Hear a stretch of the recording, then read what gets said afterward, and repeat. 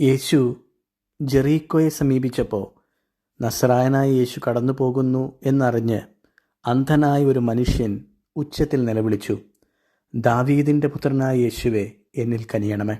എന്തു മനോഹരമായ പ്രാർത്ഥനയാണ് അതെന്നറിയാമോ? കാരണം ദാവീദിൻ്റെ പുത്രനായ യേശുവേ എന്നാണ് അവൻ വിളിക്കുന്നത്.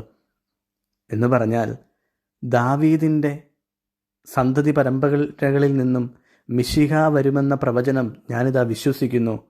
ഞാൻ വിശ്വസിക്കുന്നു, നീയാണ് മിശിഹ, രക്ഷകൻ നീയാണ്.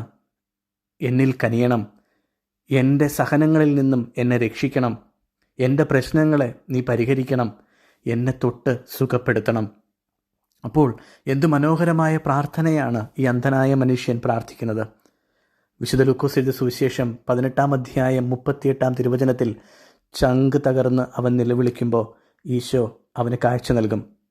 നിൻ്റെ ജീവിതത്തിൽ ആത്മാർത്ഥമായിട്ട് ഈശോയോട് പ്രാർത്ഥിക്കാവോ? ദാവീദിൻ്റെ പുത്രനായ ഈശോയെ, എന്നിൽ കനിയണമേ. തലവണങ്ങി ആശീർവാദം സ്വീകരിക്കാം. പിതാവായ ദൈവത്തിൻ്റെ സ്നേഹവും ഏകജാതൻ്റെ കൃപയും പരിശുദ്ധാത്മാവിൻ്റെ സംസർഗവും ആവാസവും ഇന്നും എപ്പോഴും നിങ്ങളോടൊപ്പവും നിങ്ങളുടെ എല്ലാ നിയോഗങ്ങളോടൊപ്പവും നിങ്ങളുടെ കുടുംബത്തിൽ